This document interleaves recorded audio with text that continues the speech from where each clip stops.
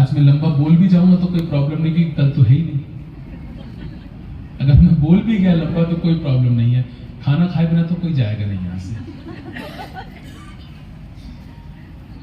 लेकिन चिंता नहीं करिए, मैं बहुत लंबा नहीं बोलूंगा, लेकिन जितना बोलना उतना तो बोलूंगा। Not too long yet, enough, good enough for us to understand some things. Luka की इंजील और उसका 4था अध्याय और उसके पहले 13 पदों का एक हिस्सा है जो हमारे सामने पढ़ा गया है, और बाइबल के इसी हिस्से से मैं कुछ एक बातें आपके साथ शेयर करना चाहता हूं। इस कन्वेंशन की पहली रात्रि में हम लोगों ने बाइबल अध्ययन के क्रम को शुरू किया और हमने प्रकाशित वाक्य की पुस्तक उसका 3रा अध्याय और उसके पहले 3 पदों में सरदीस की कलीसिया की अवस्था को देखा था। और हमने देखा कि मनुष्य की उसके लिए क्या गवाही है, और हमने देखा कि परमेश्वर की उस कलीसिया के लिए क्या गवाही है। मनुष्य के दृष्टिकोण से बहुत ही अच्छी कलीसिया, बहुत ही बढ़िया कलीसिया, बहुत सारे उसमें अच्छे अच्छे लोग हैं और अच्छे अच्छे काम हैं, और इनके काम भी बड़े बढ़िया हैं। प्रेम के काम, विश्वास के काम, धीरज के काम, अनुग्रह के काम, जो कि प्रकाशित वाक्य 2:19 में लिखा हुआ है, बहुत ही अच्छे काम है और मनुष्य के दृष्टिकोण से बहुत ही उत्तम कलीसिया है। लेकिन परमेश्वर जब उन्हीं लोगों को और उस कलीसिया को देखता है तो वो कहता है कि तुम जीवित होने का दावा तो करते हो परंतु हो मरे हुए। बड़ी कठोर बात है ये, सुनने में बड़ी कठोर बात है। That you claim to be alive but you are actually dead. अर्थात परमेश्वर का दृष्टिकोण और मनुष्य का दृष्टिकोण बिल्कुल अलग है। जो मनुष्य के दृष्टिकोण में सर्वोत्तम दिख रहा था, बहुत अच्छा दिख रहा था, श्रेष्ठ दिख रहा था, जीवित दिख रहा था, परमेश्वर कह रहा है असल में तुम हो मरे हुए। और उस बात से संबंधित बहुत सारी दूसरी बातों पर हमने गौर किया था और हमने उस पर चिंतन और मनन किया था। कल की रात्रि हम लोगों ने एक चरण आगे बढ़ करके इस बात को देखा कि जिस तरह की सरदीस की कलीसिया जीवित होने का दावा करते हुए भी मरी हुई कलीसिया थी, आज के आधुनिक समय में हम जो प्रभु यीशु मसीह की कलीसिया है, हम जो उसकी दुल्हन है, हम जो उसकी देह है, किस प्रकार से हम अपने जीवन में किसी परिवर्तन को ला सकते हैं ताकि लोगों की दृष्टि में भी और परमेश्वर की दृष्टि में भी हम ग्रहण योग्य और स्वीकार योग्य पाए जाएं। That we may be found acceptable not only in the sight of men but also in the sight of God. और हम लोगों ने देखा था कि यदि कोई स्थायी परिवर्तन संभव है, यदि कोई प्रभावशाली परिवर्तन संभव है, तो वो परिवर्तन सिर्फ और सिर्फ यीशु मसीह के द्वारा ही होता है। और पौलुस ने 2 कुरिन्थी 5:17 में इस बात को कहा कि जो मसीह में है वो नई सृष्टि है, अर्थात जो मसीह में है वो नई सृष्टि है, पुरानी बातें बीत गई, देखो बिहोल्ड सब कुछ नया हो गया। बिहोल्ड, देखो सब कुछ नया हो गया। अर्थात जो यीशु मसीह के पास आ जाते हैं, जिनसे यीशु मसीह की मुलाकात हो जाती है, जो यीशु से मिल लेते हैं, जिनके जीवन में यीशु आ जाता है, उनके जीवन में परिवर्तन आता है। और हम गाते हैं, जब से प्यारा यीशु आया मेरा जीवन बदल गया, जब से मैंने उसे है पाया मेरा जीवन बदल गया। ये जो जीवन का बदलना है, ये जो ट्रांसफॉर्मेशन है, ग्रीक भाषा में जो शब्द इस्तेमाल किया गया है वो है मेटानोइया। मेटानोइया, जिससे अंग्रेजी भाषा का शब्द मेटामॉर्फोसिस आता है। मेटानोइया, मेटामॉर्फोसिस अर्थात पूर्ण परिवर्तन।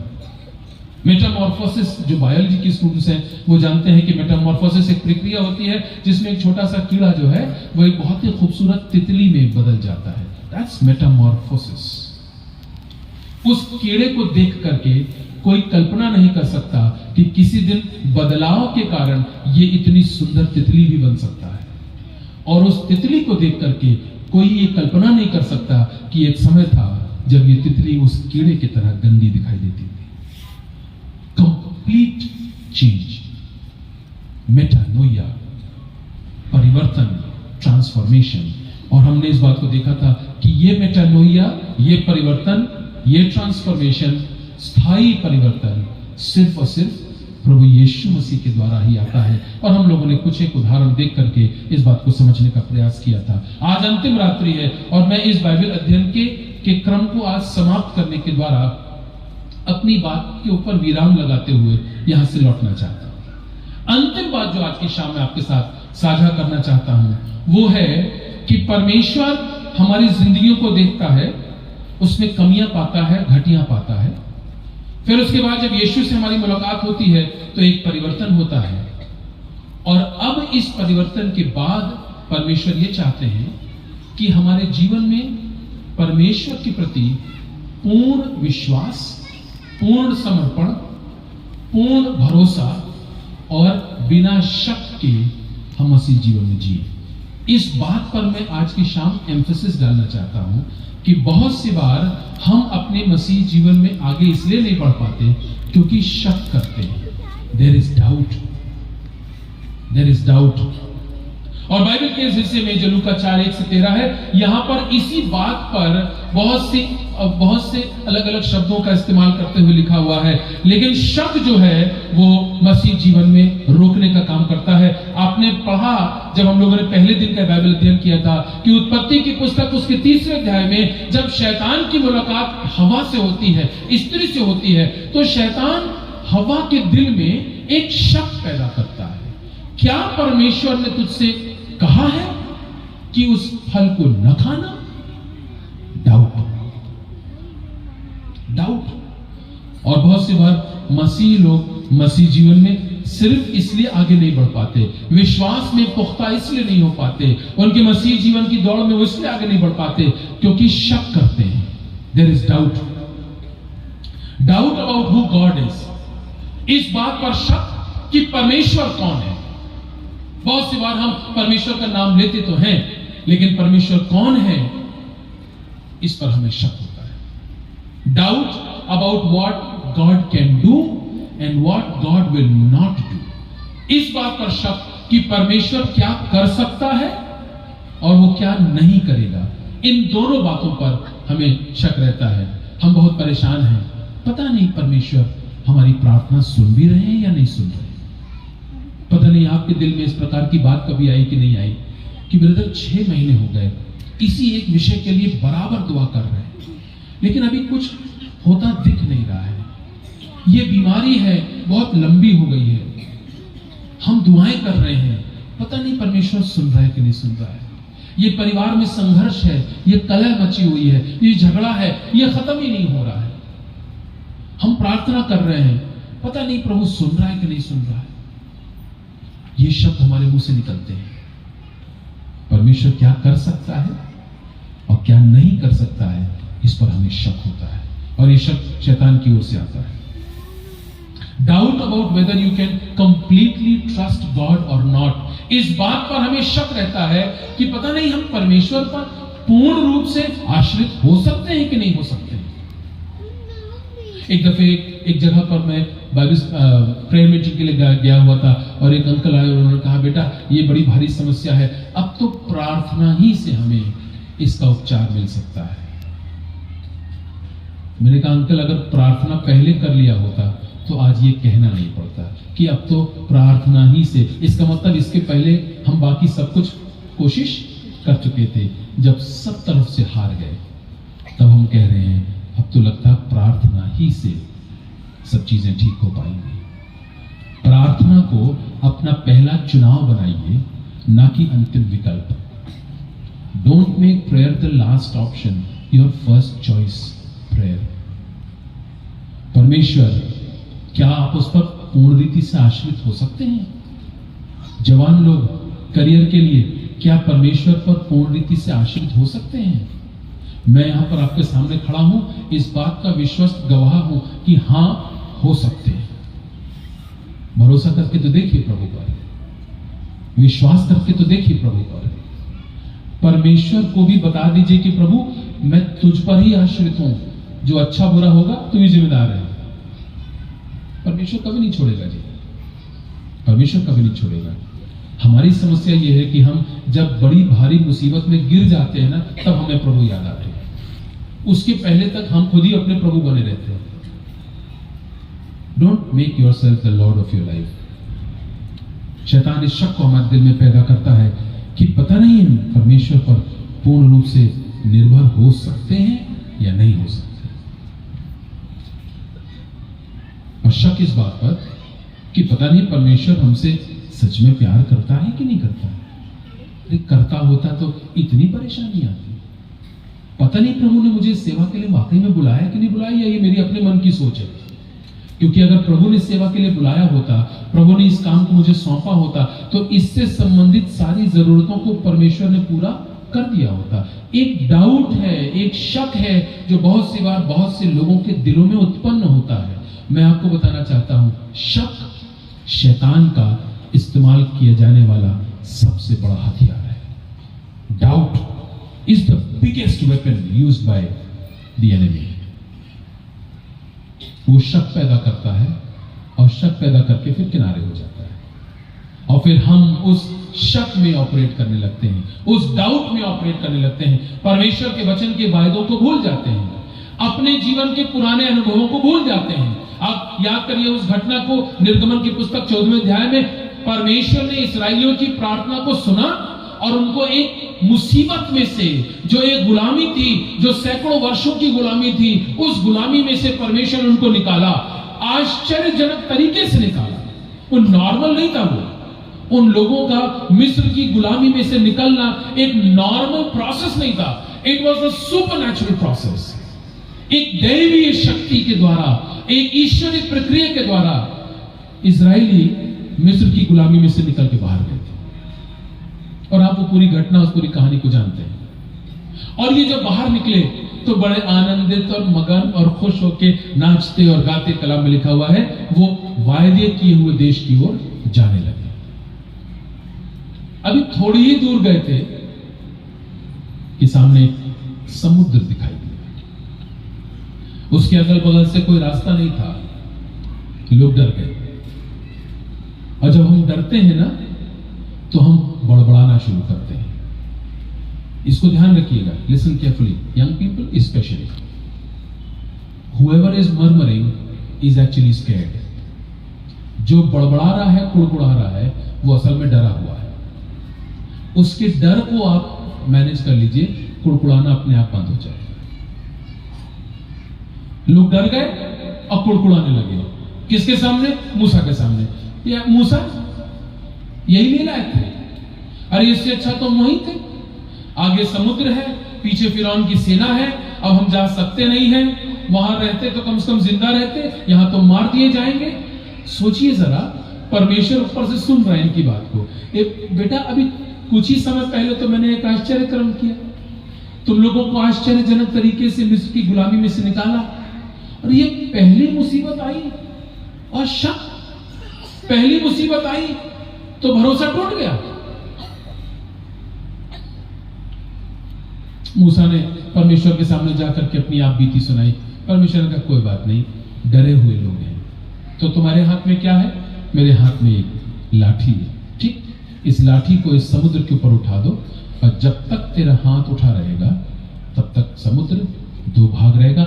और परमेश्वर ने फिर से इन शक्की ढोंगी इस्राएलियों को बचाने का काम किया। और मैं आपको बताऊं, आपका तो पता नहीं, लेकिन मुझ में और इस्राएलियों में बहुत अंतर नहीं है। परमेश्वर हर बार एक मूसा को लाता है और उसका हाथ उठता है और समुद्र दो भाग होता है, और मैं अपने परिवार के साथ सूखी भूमि में से पार करके निकल जाता हूं। फिर उसके बाद एक संकट आता है, फिर हम बड़बड़ाने लगते हैं, फिर परमेश्वर अनुग्रह करता है, फिर आश्चर्य कर्म करता है, और हमारे शक को वो बार बार और बार बार खत्म करने का प्रयास करता है। लेकिन हमारा शक ऐसा है कि ये खत्म ही नहीं होता है। पहली मुसीबत आई और परमेश्वर पर शक। किसकी ओर से आता है ये? Doubt is from the enemy. शक जो है वो शैतान की ओर से। इसीलिए परमेश्वर के प्रति, उसके अनुग्रह के प्रति, उसके माफी के प्रति, उसके आशीषों के प्रति, उसकी विश्वासयोग्यता के प्रति, उसके वायदों के प्रति शक को अपने दिल में आने मत दीजिएगा। क्योंकि यदि शक आ गया तो शक आपको परीक्षा में गिरा देगा, अर्थात आप पाप में पड़ जाएंगे।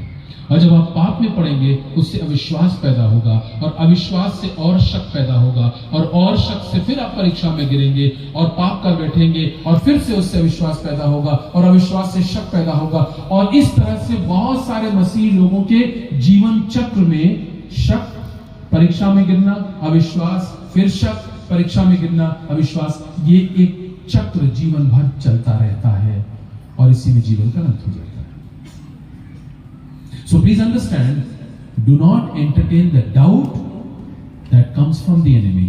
Entertain the promise that comes from God. उस शक को एंटरटेन मत करिए जो शैतान की ओर से आता है, उन वायदों को याद रखिए जो परमेश्वर की ओर से आता है। और परमेश्वर के लिए विषय में लिखा है, वो वायदे करता है और उनको पूरा भी करता है।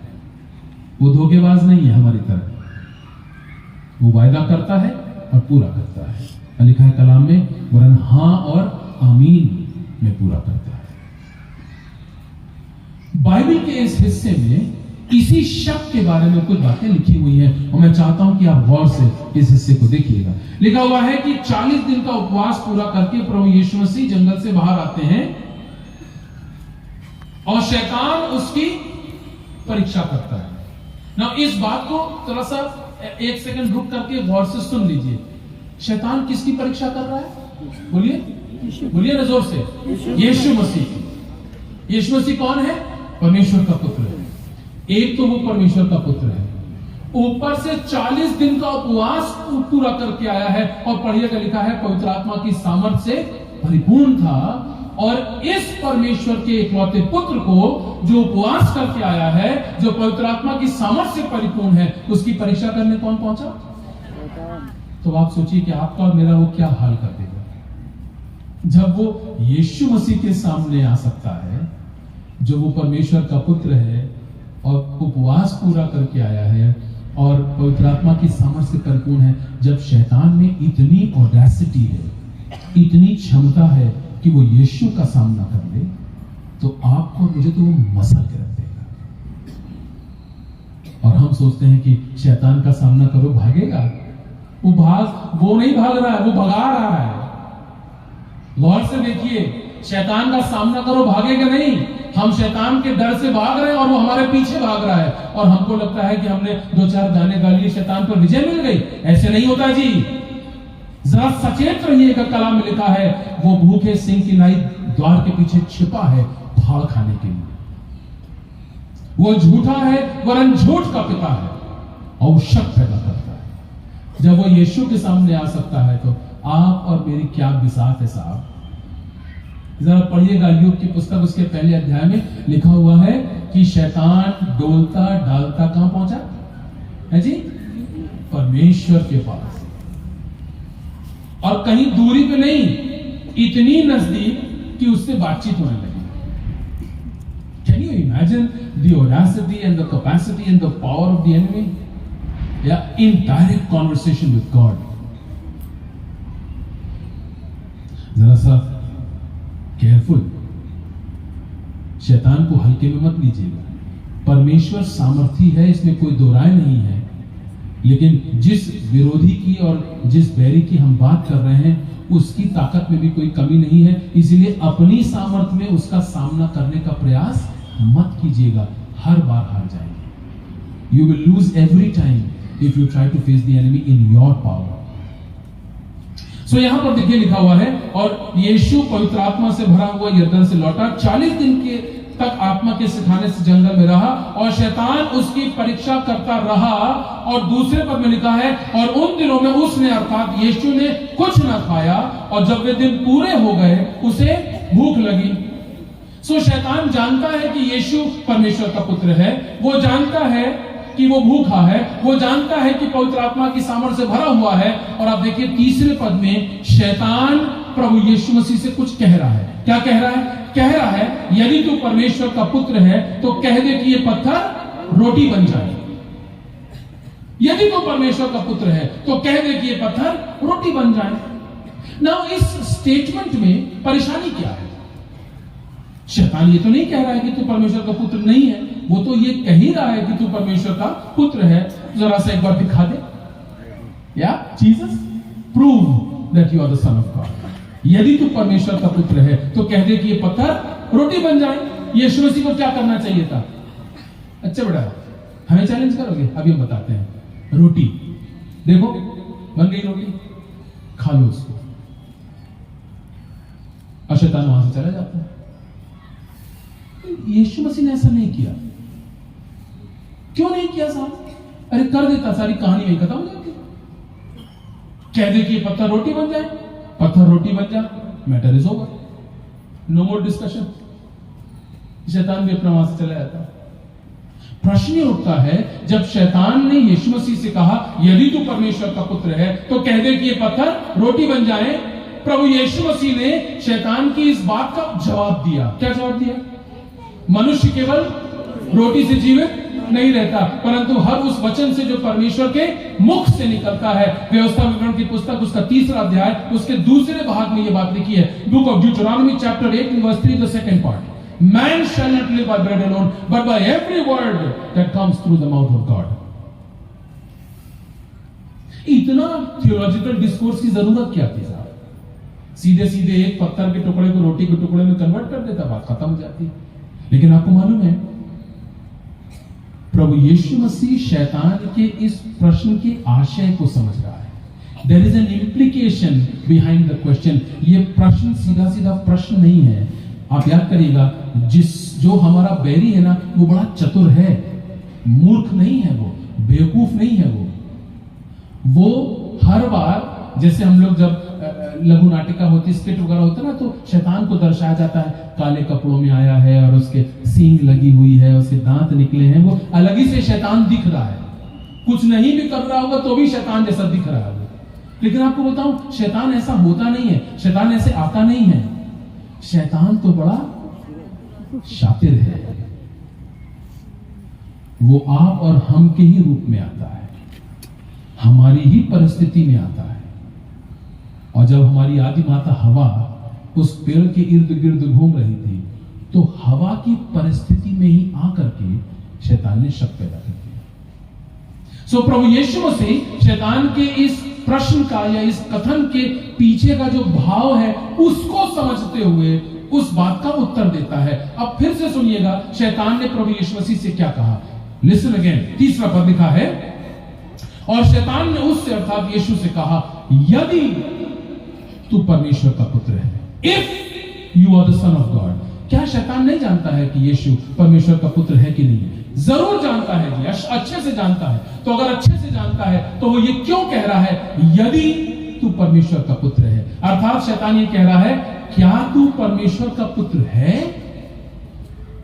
क्या परमेश्वर तेरा पिता है? और यदि तू परमेश्वर का पुत्र है और परमेश्वर तेरा पिता है, तो तेरे पिता ने अपने पुत्र की भूख का इंतजाम क्यों नहीं किया? कहां है तेरा पिता? अब तू परमेश्वर का पुत्र है तो तेरा पिता कहां है? क्या उसे नहीं पता कि तू 40 दिन के उपवास में है, भूखा है, प्यासा है? कहां है तेरा पिता? क्या तेरी जरूरत की चिंता तेरे पिता को नहीं है?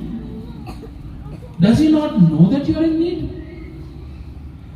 तू परमेश्वर का पुत्र है, कहां है तेरा पिता? तेरा पिता भरोसे के लायक नहीं है। तेरा पिता तेरी जरूरतों को नहीं जानता है। तेरा पिता तेरी चिंता नहीं करता। तेरा पिता तुझसे प्रेम नहीं करता। इसीलिए हे यीशु, तू अपनी सामर्थ का इस्तेमाल कर, तू अपनी योग्यता का इस्तेमाल कर, तू अपनी काबिलियत का इस्तेमाल कर और कह दे कि ये पत्थर रोटी बन जाए। और यदि यीशु मसीह ने पत्थरों को रोटी में कन्वर्ट कर दिया होता, तो शैतान की बात को उसने पूरा कर दिया। शब्द, परमेश्वर तेरा पिता है और तेरा पिता भरोसे के लायक नहीं है। God is your father, he may be your father but he is not trustworthy. वो भरोसे के लायक नहीं, पिता तो होगा मगर वो भरोसे के लायक नहीं है। क्योंकि जब तू भूखा है, जब तू प्यासा है, जब तू थका हुआ है, तेरे पिता को तेरी आवश्यकताओं की चिंता नहीं है। इसीलिए यीशु, अब तू अपनी सामर्थ का सहारा ले, तू अपनी योग्यता का सहारा ले। Jesus, be independent of God your father. अपने पिता परमेश्वर से इतर स्वतंत्रता का जीवन जी। तू अपनी सामर्थ का सहारा ले, उसका सहारा मत कर, क्योंकि वो भरोसे की योग्य नहीं है। अगर वो तेरा पिता प्रेमी और चिंता करने वाला और तेरी जरूरतों को जानने वाला तेरा पिता होता, तो आज उसने तेरी भूख का इंतजाम कर दिया होता। मगर ऐसा हुआ नहीं है। तो तू क्या कर? तू कह दे कि ये पत्थर रोटी बन जाए। देखिए, शैतान होगा बड़ा चालाक, लेकिन यीशु मसीह से ज्यादा समझदार नहीं है। he may be smart but not smarter than Jesus। और प्रभु यीशु मसीह ने शैतान के मुंह को बंद करने के लिए एक जवाब दिया, मनुष्य केवल रोटी से जीवित नहीं रहता, गौर से सुनिए, परंतु हर उस वचन से जो उसी पिता के मुख से, the words that comes out of the mouth of my father are life and for living। तो रोटी की बात कर रहा है। अरे मनुष्य रोटी से जीवित रहता ही नहीं है, मनुष्य तो उस वचन से जीवित रहता है जो मेरे पिता के मुख से निकलता है। जानते हैं शैतान क्या करने की कोशिश कर रहा है? देखिए, आपने पढ़ा यहां पर दूसरे पद से लिखा है, प्रभु यीशु मसीह उपवास पूरा करके जंगल से बाहर लौटे थे। अर्थात प्रभु यीशु मसीह एक आत्मिक अवस्था में है। आप लोगों का अनुभव भी होगा ना, जब हम लोग फास्ट करते हैं, उपवास करते हैं, खासतौर से रोजे के दिनों में, ये लेंट के सीजन में जो लोग उपवास करते हैं, आपको मालूम है एक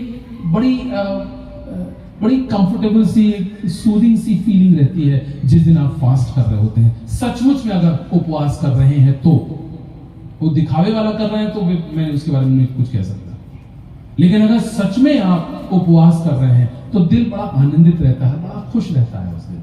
किसी से कुछ कहने की जरूरत नहीं है, क्योंकि वो आपके और आपके पिता के बीच की बात है। But there is a happy kind of a feeling in the heart. I am fasting today, Lord। मैं कुछ बातों के लिए दुआ कर रहा हूं उपवास के साथ, प्रभु तो सुन लेगा, प्रभु तो उसका जवाब दे देगा। यीशु मसीह एक आत्मिक अवस्था में है। शैतान क्या कर रहा है? प्रभु यीशु मसीह का ध्यान एक आत्मिक अवस्था से एक शारीरिक जरूरत की ओर डाइवर्ट कर रहा है। यीशु पवित्र आत्मा की सामर्थ से भरा हुआ आया। शैतान क्या कह रहा है? तू भूखा है और कह दे कि ये पत्थर रोटी बन जाए। From a spiritual situation to a physical need, शैतान यीशु के ध्यान को खींचने की कोशिश कर रहा है। प्रभु यीशु मसीह ने क्या कहा? मनुष्य केवल रोटी से जीवित नहीं रहता, परंतु हर उस वचन से जो परमेश्वर के मुख से निकलता है। सो शैतान प्रभु यीशु का ध्यान एक आत्मिक अवस्था से एक शारीरिक अवस्था की ओर खींच रहा है, और यीशु मसीह शैतान का ध्यान एक शारीरिक अवस्था से परमेश्वर की ओर खींच रहा है और कह रहा है मनुष्य केवल रोटी से जीवित नहीं रहेगा, परंतु हर उस वचन से जो परमेश्वर के मुख से निकलता है। So Jesus understands the temptation in which Satan is trying to put him। प्रभु यीशु मसीह उस परीक्षा को समझ लेते हैं, उस बात को समझ लेते हैं, उस शक की बात को समझ लेते हैं जिसमें शैतान यीशु को गिराने का प्रयास कर रहा है। Now please listen। Temptation is not sin। परीक्षा पाप नहीं है। परीक्षा में गिर जाना ये पाप है।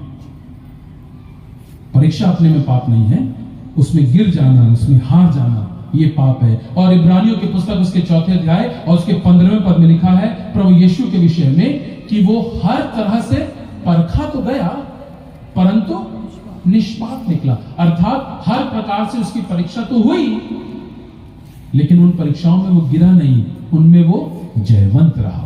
Jesus did not fall into the temptation, he remained victorious in the temptation। वो जयवंत रहा, इसीलिए वो हर प्रकार से परखे जाने के बावजूद निष्पाप निकला। और हम बहुत सी बार परखे जाते हैं और उस परीक्षा में हम गिर जाते हैं। So परीक्षा की क्या परिभाषा है? What is the definition of temptation? Listen, परीक्षा वो हर चीज है, वो हर ख्याल, वो हर विचार, वो हर काम, वो हर परिस्थिति, वो हर व्यक्ति जो आपको परमेश्वर से, उसके भवन से, उसके वचन से, उसके लोगों की संगति से दूर करता हो, वो हर चीज एक परीक्षा है जिससे बच के रहने की जरूरत है। पता नहीं आपने परिभाषा में जो कही उसको ध्यान से सुना कि नहीं, मैं फिर से बोल देता हूं। परीक्षा हर वो चीज है, हर वो ख्याल है, हर वो विचार है, हर वो आदत है, लिसन, हर वो व्यक्ति है जो आपको परमेश्वर से, उसके वचन से, उसकी संगति से, आराधना से, प्रार्थना से अलग रखने का काम करता है और प्रयास करता है। वो एक परीक्षा है, बच के रहिएगा, बच के रहिएगा। क्योंकि मैंने कहा शैतान आपके लिए कोई नई परिस्थिति क्रिएट नहीं करेगा। शैतान आप ही की परिस्थिति में आपके लिए परीक्षाओं को पैदा करेगा और उसमें आपको गिरा देगा। देखिए ना, यीशु मसीह 40 दिन का भूखा प्यासा है। शैतान ने यीशु मसीह की जरूरत के मुताबिक उसके लिए एक customised temptation, customised temptation. Satan does not come with a bag of temptations, he creates temptations. वो परीक्षाएं बनाता है आपकी जरूरत के मुताबिक और उसमें फिर हम गिर जाते हैं। शैतान ने यही प्रयास हमारी आदि माता के साथ भी किया था। क्या परमेश्वर ने तुझसे कहा है कि ये फल को न खाना? और जानते हैं हमारी आदि माता उसकी इस परीक्षा में गिर गई। वो गिर गई, यीशु नहीं गिरा। हवा गिर गई, यीशु को गिराने का प्रयास किया, लेकिन शैतान प्रभु यीशु को एक नहीं 3 बार प्रयास करने के बावजूद उस परीक्षा में नहीं गिरा पाया। सो यदि हम सरदीस की कलीसिया नहीं बनना चाहते हैं और यदि हम वो लोग बनना चाहते हैं जिनकी यीशु से मुलाकात के बाद एक स्थायी परिवर्तन जीवन में आ गया है, तो मसीह विश्वास में दृढ़ता के साथ पुख्ता होते हुए आगे बढ़ने की जरूरत है, क्योंकि यही बात परमेश्वर की आपके और मेरे जीवन के लिए योजना के रूप में है। सो इस हिस्से से 2 बातें मैं आपके सामने रखना चाहता हूं जो परमेश्वर के वचन के इस हिस्से में हमको मिलती हैं। How can we prepare to live a life free of doubt and trust in God. परमेश्वर के प्रति शक से इतर उसके ऊपर पूर्ण भरोसे का जीवन हम कैसे जी सकते हैं कि मसीह जीवन में हम पुख्ता तरीके से आगे बढ़ें। पहली बात जो यहां पर पहले ही पद में हमको मिलती है, लिखा है be filled with the holy spirit. यहां लिखा हुआ है पहले पद में, फिर यीशु पवित्र आत्मा से भरा हुआ। यीशु पवित्र आत्मा से भरा हुआ, अर्थात पवित्र आत्मा से भरे होने के कारण प्रभु यीशु मसीह उस शक में गिरने से बचा। यदि आप और मैं भी जयवंत मसीह जीवन जीना चाहते हैं और शक में नहीं गिरना चाहते हैं, तो पवित्र आत्मा की सामर्थ्य से परिपूर्ण रहने की और भरे रहने की आवश्यकता है। Now what is the Holy Spirit? क्या है पवित्र आत्मा? जो बेसिक डेफिनेशन है पवित्र आत्मा की वो हम सब जानते हैं कि वो त्रिएक परमेश्वर का एक भाग है। He is one of the triune God। हम 3 ईश्वरों की आराधना नहीं करते हैं, हम त्रिएक परमेश्वर की आराधना करते हैं। परमेश्वर पिता, परमेश्वर पुत्र, परमेश्वर पवित्र आत्मा। सो पवित्र आत्मा कौन है? पवित्र आत्मा त्रिएक परमेश्वर का एक भाग है, is one personality of the triune God। That's one, पहली बात। दूसरी बात, पवित्र आत्मा क्या है? पवित्र आत्मा स्वयं परमेश्वर है। Holy Spirit is God। With God in the form of Father, God in the form of the Son, God in the form of Holy Spirit। सो पवित्र आत्मा केवल त्रिएक परमेश्वर के एक भाग ही नहीं है, वो स्वयं परमेश्वर है, परमेश्वर का आत्मा है। Holi spirit is the spirit of God. और इस पवित्र आत्मा के विषय में इससे पहले कि प्रभु यीशु मसीह पृथ्वी पर के अपने सफर को समाप्त करके स्वर्ग चले जाते, पवित्र आत्मा का वायदा यीशु मसीह ने अपने चेलों से कर दिया था। और यूहन्ना की इंजील और उसके 14वें अध्याय में उस पूरे घटनाक्रम का जिक्र है। आप पहले पद से पढ़ेंगे तो आपको इस बात का एहसास हो जाएगा। वहां लिखा हुआ है, अब देखिए यूहन्ना का जो 14वां अध्याय है, ये उस समय की बात है जब प्रभु यीशु मसीह अपने पृथ्वी पर के समय को, सेवा को समाप्त करने वाले हैं। चेलों को भी मालूम पड़ गया है कि अब हमारा प्रभु कुछ ही दिन हमारे साथ रहेगा, फिर उसके बाद वो हमें छोड़ करके और स्वर्ग चला जाएगा। चेले बड़े निराश थे, बड़े हतोत्साहित थे, कमजोर महसूस कर रहे थे। You know how it happens. जो बच्चे हॉस्टल में पढ़ते हैं, जब मम्मी आती है हॉस्टल में ड्रॉप करने के लिए, और जब बच्चे को हॉस्टल में छोड़ करके जब मम्मी लौट रही होती है ना, तो बच्चे का जो दिल होता है बिल्कुल फटा जाता है। मम्मी प्लीज मत जा। चाहे मम्मी जब रुकी रहे तो मम्मी की एक को बात ना सुने, लेकिन उस दिन मम्मी प्लीज मत जाओ। That is how the disciples were feeling that day. चेले जो है उसी तरह से कुछ महसूस कर रहे थे, हमारा प्रभु हमको छोड़ के जाने वाला है। और प्रभु यीशु मसीह उनसे कह रहे हैं, तुम्हारा मन व्याकुल न हो और न तुम घबराओ। मैं जाता हूं ताकि तुम्हारे लिए एक स्थान को तैयार कर सकूं। मैं फिर आऊंगा और तुम्हें अपने साथ ले जाऊंगा, ताकि जहां मैं हूं वहां तुम भी रहो। ये यीशु मसीह ने अपने चेलों से वायदा कर दिया। और विश्वासियों, वो वायदा केवल उस दिन उन लोगों के लिए नहीं था, वो वायदा आज आपके और मेरे लिए भी है कि यीशु गया है एक स्थान को तैयार करने, वो आएगा और हमें अपने साथ ले जाएगा, ताकि जहां वो है वहां हम भी उसके साथ रह सकें। और तब इसी यूहन्ना के 14वें अध्याय के 16वें पद में प्रभु यीशु मसीह अपने चेलों से एक वायदा कर रहे हैं, कह रहे हैं, और मैं पिता से प्रार्थना करूंगा कि वो तुम्हारे लिए एक, बोलिए, सहायक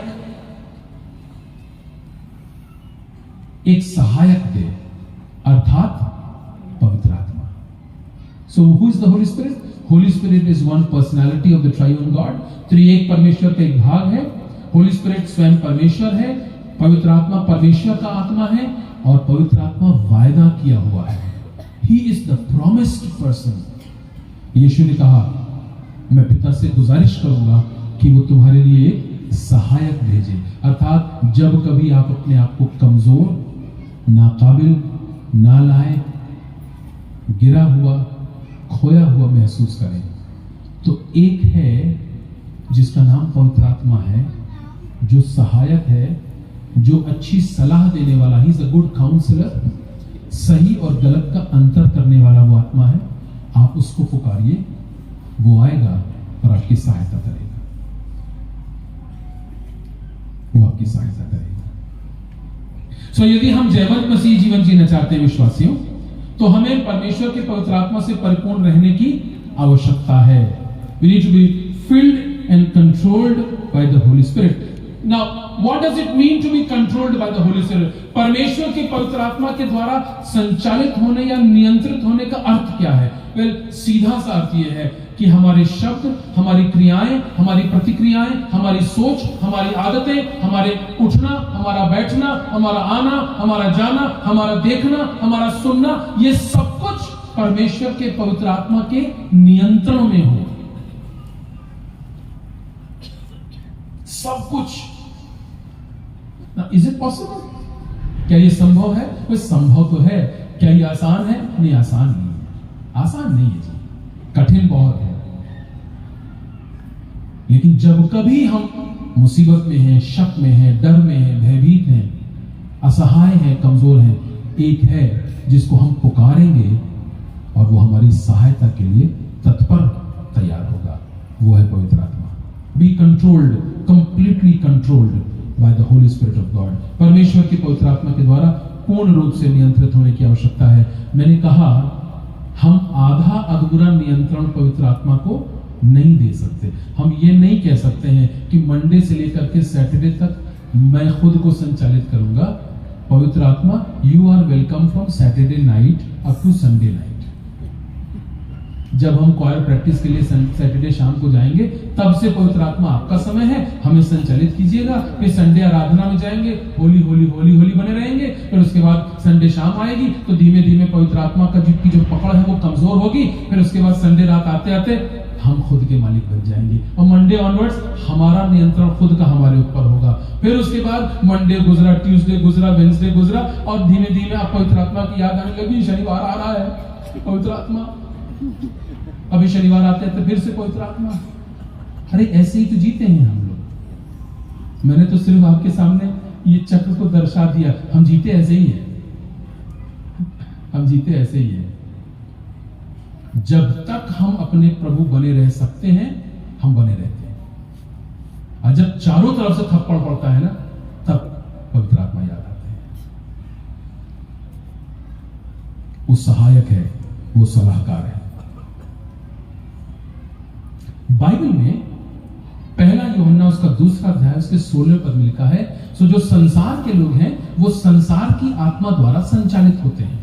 The people of the world are controlled by the spirit of the world. और संसार की आत्मा के 3 गुण हैं जिनका वहां पर मेंशन है, जिक्र है, लिखा है। वो आंखों की अभिलाषा, और वो शरीर की अभिलाषा, और वो जीविका के घमंड के अनुसार जीवन जीते हैं। ये संसार के लोगों के गुणधर्म हैं, कैरेक्टरिस्टिक्स हैं, पीपल ऑफ द वर्ल्ड। और इसको थियोलॉजिकल डिस्कोर्स में इसको कहते हैं द कार्नैलिटी ऑफ ह्यूमैनिटी। ये कार्नल लॉ है, ये सांसारिक व्यवस्था है जिसके अनुसार लोग अपना जीवन जीते हैं। आंखों की अभिलाषा, शरीर की अभिलाषा और जीविका का घमंड दिया, the lust of the eyes and the lust of flesh and the pride of life, ये संसार के लोग इसके द्वारा संचालित होते हैं। लेकिन याद रखिएगा, जो विश्वासी है वो संसार की आत्मा के द्वारा नहीं, परंतु परमेश्वर के पवित्र आत्मा के द्वारा संचालित होते हैं। तो जो संसार के हैं वो संसार की आत्मा के द्वारा, और जो परमेश्वर के हैं वो परमेश्वर की आत्मा के द्वारा संचालित होंगे। और जो संसार के हैं और संसार की आत्मा के द्वारा संचालित होंगे, उनका जीवन अलग से दिखाई देगा। और जो परमेश्वर के हैं और पवित्र आत्मा के द्वारा संचालित होते हैं, उनका जीवन अलग दिखाई देगा। और जानते हैं इनका जीवन कैसा होगा, उसके बारे में भी बाइबल में लिखा है। अगर आपको विश्वास नहीं है तो खोल के पढ़ लीजिएगा, गलतियों की पत्री उसका 5वां अध्याय, उसके 22वें और 23वें पद में उन लोगों के गुण लिखे हैं जो पवित्र आत्मा के संचालन में जीवन जीते हैं। तो पवित्र आत्मा का फल, अरे अब आप पवित्र आत्मा के नियंत्रण में जिएंगे तो पवित्र आत्मा का फल आपके जीवन में दिखेगा। This is not rocket science, it is a very simple thing. आप संसार के नियंत्रण में जीवन जिएंगे तो संसार का गुण दिखेगा, पवित्र आत्मा के नियंत्रण में जिएंगे तो पवित्र आत्मा का फल प्रेम, आनंद, मेल, कृपा, धीरज, भलाई, विश्वास, नम्रता और संयम, ये है जो आपके जीवन में दिखेगा। नाउ लिसन केयरफुली, आपको किसी से कहने की जरूरत नहीं है कि brother I am filled with the holy spirit. No, that brother will see whether you are filled with the holy spirit और नॉट। क्योंकि जैसे ही कुछ बात हुई यहां किनारे आकर के, अरे हम ठीक नहीं है, वो आंटी यार गड़बड़ तरीके से बिहेव करती है भाई, पीठ पीछे उनकी बुराई। आज वो आई थी ना, येलो कलर का ड्रेस पहनी थी, उसे पता था कि मैं भी येलो पहनने वाला हूं, इसीलिए उसने पीला पहन लिया। Brother I am filled with the काहे का होली स्पिरिट। साहब ये है होली स्पिरिट के गुण।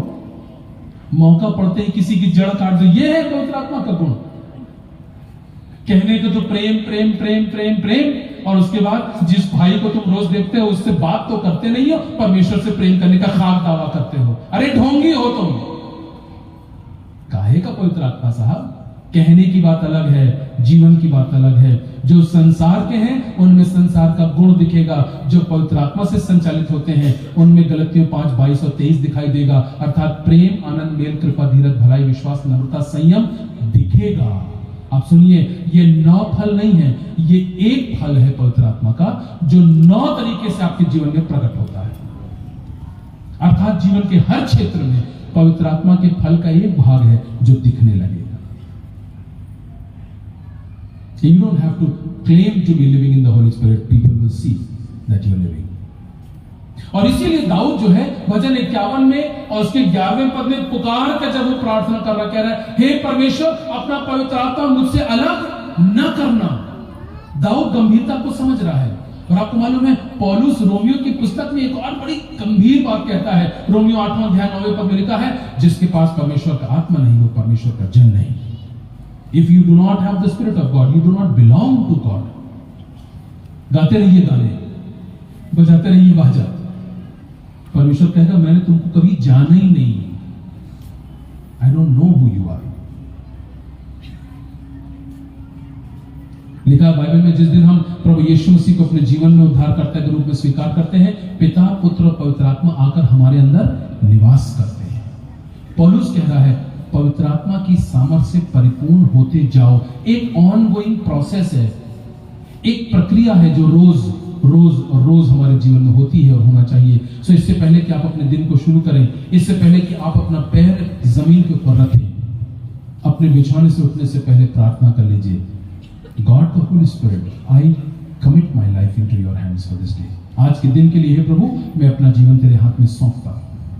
मैं पवित्र आत्मा के संचालन में जीना चाहता हूं और मैं चाहता हूं कि वो गुण मेरे जीवन में दिखाई दें। ये प्रार्थना आपके और मेरे जीवन की प्रार्थना होनी चाहिए। दूसरी और आखिरी बात, यीशु मसीह के बारे में लिखा है, वो शैतान के प्रहारों का और परीक्षाओं का सामना किया और जयवंत रहा किस प्रकार से पहली बात लिखी है पहले पद में, वो पवित्र आत्मा की सामर्थ्य से परिपूर्ण था। अब दरअसल दूसरी बात देख लीजिए, और ये भी बहुत इंपॉर्टेंट बात है। देखिए लिखा हुआ है तीसरे पद में लिखा है, शैतान ने यीशु से कहा, यदि तू परमेश्वर का पुत्र है, कह दे कि पत्थर रोटी बन जाए। यीशु ने उससे कहा, मनुष्य केवल रोटी से जीवित नहीं रहता है। जरा सा गौर से देखिए हो क्या रहा है यहाँ पर। हो ये रहा है कि शैतान प्रभु यीशु की तरफ परीक्षा का एक प्रहार कर रहा है। There is an attack by the enemy to Jesus। और आप जानते हैं ना, पौलुस ने इफिसियों की पत्री उसके 6वें अध्याय में इस बात का जिक्र किया हुआ है कि यह कहा है कि परमेश्वर के हथियार बांध लो। क्यों? ताकि तुम शैतान के जलते हुए तीरों का सामना कर सको, ताकि तुम उसके प्रहारों का सामना कर सको। और आज जब प्रभु यीशु मसीह उपवास पूरा करके आए हैं, तो शैतान प्रभु यीशु मसीह की ओर प्रहार कर रहा है, कह रहा है, यदि तू परमेश्वर का पुत्र है तो कह दे कि पत्थर रोटी बन जाए। An attack from the enemy. यीशु मसीह ने अपने आप को कैसे बचाया? यीशु मसीह ने कहा, 4 पद में लिखा कि लिखा है, मनुष्य केवल रोटी से जीवित नहीं रहता। अब बताइए कहां लिखा? कहां लिखा है? बाइबल में लिखा है, व्यवस्था में लिखा है। ये जो पुस्तक है ना, ये पुस्तक इसमें लिखा है, इसमें लिखा है। और प्रभु यीशु मसीह व्यवस्था में लिखी हुई बात को क्लेम कर रहे हैं। सो एक अटैक हुआ, प्रभु यीशु मसीह ने उस अटैक का, उस प्रहार का सामना किया। कैसे सामना किया? लिखा है कि मनुष्य केवल रोटी से जीवित नहीं रहता। अब जरा सा गौर से इस बात को सुनिएगा। जब यीशु मसीह ने शैतान से यह कहा कि लिखा है कि मनुष्य केवल रोटी से जीवित नहीं रहता, इस बात का शैतान ने कोई काउंटर अटैक नहीं किया। No counter attack. जानते हैं क्यों? क्योंकि परमेश्वर का वचन परमेश्वर की सामर्थ है। God's word is God's power. शैतान के सामने परमेश्वर का वचन जब पहुंचेगा ना, कोई काउंटर अटैक की गुंजाइश नहीं है। और जब शैतान ने यीशु मसीह के सामने पहला प्रहार किया, और वो प्रहार इस प्रकार से था, कह दे कि ये पत्थर रोटी बन जाए। यीशु मसीह ने कहा, लिखा है कि मनुष्य केवल रोटी से जीवित नहीं रहेगा, परंतु हर उस वचन से जो परमेश्वर के मुख से निकलता है। देखिए जरा सा दूसरा प्रहार, दूसरा अटैक 7वें पद में लिखा है। 7वें पद में, इसीलिए शैतान कह रहा है, यदि तू मुझे प्रणाम कर तो ये सब कुछ तेरा हो जाएगा। 6वें पद से मैं आपके लिए पढ़ रहा हूं।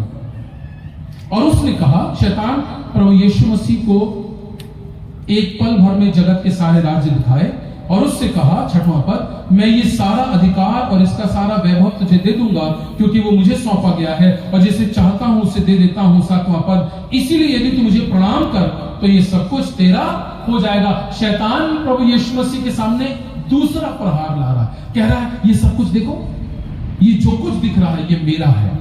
सारा वैभव, सारा पैसा, सारा ऐश्वर्य, सारी इज्जत, सारी महिमा मंडल, ये सब मेरा है। मैं जिसको चाहता हूं उसको देता हूं। तुम चाहते हो तो झुक कर मुझे प्रणाम करो, मैं ये तुम्हें दे दूंगा। अब जानते हैं इस दूसरे प्रहार का सामना यीशु ने कैसे किया? यीशु ने कहा कि लिखा है कि तू प्रभु अपने परमेश्वर को छोड़ और किसी के सामने सिजदा न करना। पहला अटैक, लिखा है मनुष्य केवल रोटी से जीवित नहीं रहता, मैटर इज ओवर। दूसरा अटैक, तू मुझके झुक के प्रणाम कर। यीशु मसीह ने कहा, लिखा है कि तू प्रभु अपने परमेश्वर को छोड़ और किसी को झुक के सिजदा न करना, मैटर इज ओवर। लेकिन जानते दुख की बात क्या है? आज बहुत सारे लोगों ने इस परीक्षा के सामने अपना सिर झुका दिया, और वो इस झूठ में फंस गए कि संसार का सारा ऐश्वर्य, सारी महिमा, सारी इज्जत, सारा गौरव शैतान का है। इस झूठ में वो फंस गए और शैतान के सामने झुक करके उसको प्रणाम कर रहे हैं, किया नहीं, कर रहे हैं। तीसरा प्रहार जरा सा देख लीजिएगा, 9वां पद, वर्स नंबर 9। तब उसने अर्थात शैतान ने उसे अर्थात यीशु को यरूशलेम ले गया, जाकर मंदिर के कंगोरे पर ऊंचे स्थान पर खड़ा किया। उससे कहा, यदि तू परमेश्वर का पुत्र है तो अपने आप को यहां से नीचे गिरा दे। अब देखिए शैतान बड़ा चालाक है। अब वो भी समझ गया कि यीशु मसीह मेरे प्रहारों का सामना कैसे कर रहे हैं? वचन से कर रहे हैं। तो अब शैतान भी वचन कोट कर रहा है, कह रहा है क्योंकि लिखा है। वो भी कह रहा है क्योंकि लिखा है कि वो अपने स्वर्गदूतों को भेज देगा ताकि तुझे हाथों हाथ उठा ले, कहीं ऐसा ना हो कि तेरे पांव में पत्थर से ठेस लगे। मैं एक बात बताऊं, आपसे और मुझसे कहीं ज्यादा बाइबल शैतान जानता है।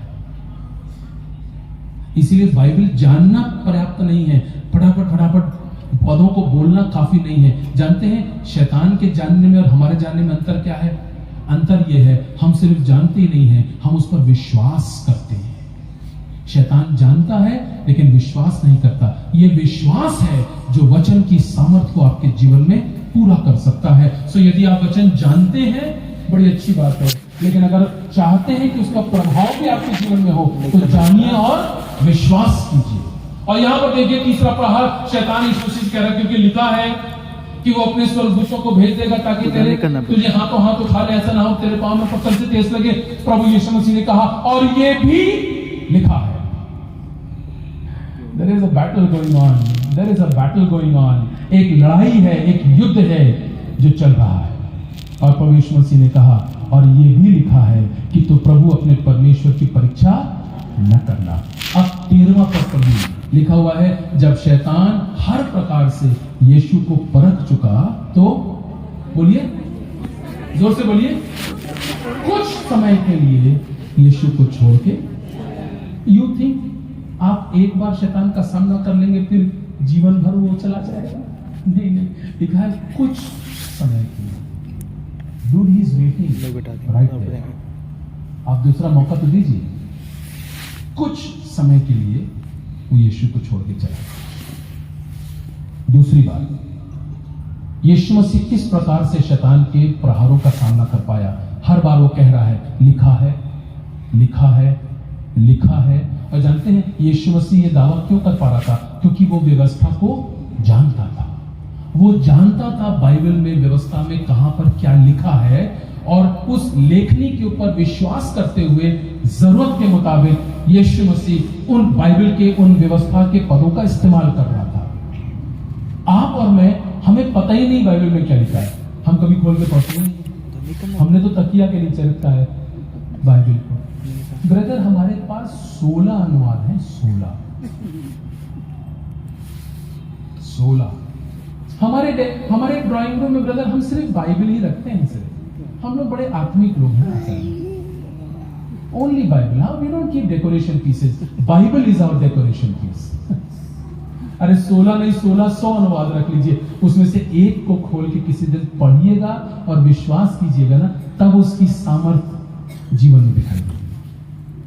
अब तकिया के नीचे तो कतई ना रखिएगा, मैं आपको बता रहा हूं, डेफिनेटली स्पॉन्डिलाइटिस होगा। क्योंकि जब ऐसे करके पूरी रात सोएंगे ना ऐठी कर, तो सुबह जब उठेंगे ना तो बाइबल एकदम छपा हो गया, पवित्र बाइबल होना कुछ नहीं है उसका। बेड साइड टेबल पर बाइबल रखी हुई, कुछ नहीं होगा जी। जब बच्चे डरते हैं तब उनको बाइबल मत दीजिए, उनको बाइबल दीजिए ताकि बच्चे न डरें।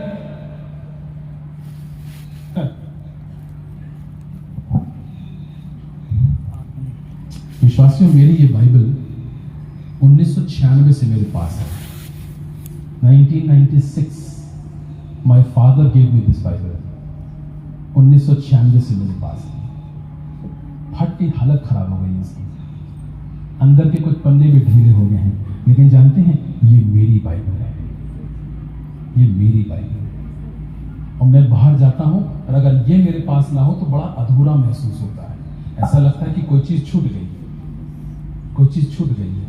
बड़ी अच्छी अच्छी बाइबलें बाद में मुझे गिफ्ट भी हुई है, मैंने खरीदी भी है, लेकिन ये मेरी बाइबल है। इसमें कहां पर क्या लिखा है मैं जानता हूं, मुझे पता है वो वाला पद कहां है। अरे राइट साइड पर टॉप पर है कहीं पर। ये वाली बात कहां है? नीचे बाएं तरफ कहीं नीचे से थोड़ा सा ऊपर 3/4 पे कहीं वहां पर लिखी है। मुझे पता है यशायाह नबी की पुस्तक एक बार में खुल जाता है, दूसरी बाइबल में ढूंढते ही रहते, पता नहीं कहां चला जाता है यशायाह की पुस्तक, ढूंढ ही मिल ही नहीं रहा है। इसमें एक बार में खोलो तो यशायाह का कोई ना कोई चैप्टर खुला रहता है, उसमें प्रैक्टिस हो गई है। ये मेरी बाइबल है। आपकी बाइबल है कि नहीं है? आपकी अपनी बाइबल जिसे आप अपना कह सके। इसको जानिएगा विश्वासी, यदि बाइबल के अंदर क्या लिखा है जानेंगे ही नहीं तो शैतान के जलते हुए तीरों का सामना नहीं कर पाए। और जानते हैं इस बाइबल के लिए मैंने क्या सोचा है? मैं आपको सच बता रहा हूं, मैंने सोचा ये है, जब मेरे बड़े बेटे की शादी होगी ना, तो ये बाइबल मैं उसको गिफ्ट कर दूंगा। मैं कहूंगा मेरे पापा ने मुझे दिया था, I am giving it to you. इस वचन ने मेरी रक्षा करी है, अब आज से ये वचन तुम्हारी रक्षा करेगा। That is the best you can give to your children, give them the word. अपने बच्चों को वचन दे दीजिए, उससे बेहतर कुछ नहीं दे सकते। और अगर हम बाइबल का अध्ययन करते रहेंगे तो बाइबल हमें हर प्रकार से बचाती हुई चलेगी। यीशु मसीह ने कहा, लिखा है, लिखा है और लिखा है। लिखा है और थोड़ी देर के बाद शैतान वहां से चला गया। आप जैवन जीवन जीना चाहते हैं, परमेश्वर के वचन को थाम लीजिए। Be rooted in the word of God. परमेश्वर के वचन में गहराई के साथ जड़ पकड़े रहिए। इफिसियों के 6वें अध्याय में परमेश्वर के हथियारों का जिक्र है और आप पढ़िए, आप जानते हैं उस बात को। टोप से लेकर के पांव के जूतों तक सब बातों का जिक्र है और सारी बातें वहां पे लिखी हैं। और वहां पर एक और हथियार है जिसका जिक्र है, लिखा है, और आत्मा की तलवार जो परमेश्वर का वचन है। आपको मालूम है, बाकी सारे हथियार के टुकड़े जो हैं वो आपको बचाने के लिए है। केवल एक आत्मा की तलवार है जो मारने के लिए है। बाकी सारी चीजें आपको बचाने के लिए हैं। एक तलवार ही है जो मारने के लिए है, और वो तलवार आपके और मेरे हाथ में परमेश्वर के वचन के रूप में है। यदि ये तलवार आपके हाथ में होगी, यदि ये तलवार तैयार होगी, यदि ये तलवार चौकी होगी, यदि तैयार होगी, यदि आपके हाथ में होगी, यदि उसको इस्तेमाल करना जानते होंगे, तब लिखा है कलाम में, जब तुम शैतान के जलते हुए तीरों का सामना कर पाओगे। अन्यथा हमारी बाइबल घर पे रखी है और हम वहां पर हैं जहां हमें नहीं होना चाहिए था। ना बाइबल हमारे पास है, ना बाइबल की बात हम जानते हैं, तो शैतान के जलते हुए तीरों का सामना आप। Mothers listen carefully, my fathers please don't take it otherwise. ये जिम्मेदारी आपकी नहीं है, ऐसा मैं नहीं कह रहा हूं, लेकिन मां लोग को ना परमेश्वर ने एक विशेष वरदान दिया है। अपने बच्चों के लिए घुटनों पर दुआ कीजिए, क्योंकि हर जगह आप अपने बच्चों के साथ जा नहीं पाएंगे, लेकिन वो जो प्रार्थना का बाड़ा आप उनके चारों तरफ बांधते हैं और वचन का ज्ञान जो आप उनको देते हैं ना, वो हर जगह उनके साथ जाएगा। मेरी माँ की बातें आज भी मुझे याद है। हम लोग जब छोटे थे वो क्या सिखाया करती थी, क्या बताया करती थी, आज भी याद है। एक एक बात याद है माँ की। Mothers do that for your children. वो सर्वोत्तम है जो आप अपने बच्चों के लिए कर सकते हैं। बाकी पैसा और ये बाकी सारी चीजें तो ठीक है, आप करेंगे, आपकी जिम्मेदारी है, लेकिन उनके प्राण की रक्षा करने के लिए और उनको बचाए रखने के लिए यदि कुछ करना चाहते हैं तो प्रार्थना का बाड़ा उनके चारों ओर बांधिए और अपने बच्चों को वचन का ज्ञान और अनुभव प्रदान कीजिए और उनको बताइए, बेटा ये आत्मा की तलवार है। कभी अगर किसी सकेती में मुसीबत में पड़ो, ये है जिससे प्रहार कर देना। यीशु मसीह के सामने जब शैतान आया, शैतान ने कहा, यदि तू परमेश्वर का पुत्र है तो कह दे कि ये पत्थर रोटी बन जाए। यीशु मसीह ने तलवार उठाई और कहा, लिखा है, मैटर इज ओवर। तो मुझे झुक कर प्रणाम कर, ये सब कुछ मैं तुम्हें दे दूंगा। लिखा है कि तू परमेश्वर को छोड़ और किसी को सिजदा न करना। अब तो यहां से अपने आप को गिरा दे, स्वर्गदूत आएंगे तुझे हाथ हाथ उठा लेंगे, बेटा ये भी लिखा है, सुन ले कि तो प्रभु अपने परमेश्वर को छोड़ और किसी की और उसकी परीक्षा न कर। Do not test and tempt your father. पवित्र आत्मा की सामर्थ्य से परिपूर्ण रहिए, परमेश्वर के वचन में गहराई के साथ जड़ पकड़े रहिए, अन्यथा सर्दीस की कलीसिया बन जाएंगे जो दिखती तो जागृत और जीवित है परंतु है मरी हुई। इसी बात के साथ आज के संदेश में समाप्त करना चाहता हूं और कोरबा की कलीसिया के सभी विश्वासियों के लिए मेरी यही प्रार्थना और मेरी यही कामना है, जब मैं यहां से वापस अपने शहर लौट जाऊंगा और अपने परिवार में लौट जाऊंगा, आप मुझे याद रहेंगे और मैं आपको आश्वासन देता हूं कि जब जब आपकी याद आएगी मैं आपके लिए प्रार्थना करूंगा और प्रार्थना ये करूंगा कि प्रभु हमें ऐसी बल और सामर्थ प्रदान करे कि हम सर्विस की कलीसिया के समरूप न बने, परंतु वैसे बने, वो कलीसिया बने जो जागृत कलीसिया है, जिसके चेहरों पर कोई झुर्री नहीं है, जिसके चेहरे पर कोई दाग नहीं है, जो अपने पति के प्रति वफादार है। उस कलीसिया को और दुल्हन को लेने यीशु आने वाला है। वो दुल्हन और वो कलीसिया हम मिल करके बन पाए, ऐसी हम प्रार्थना करते हैं।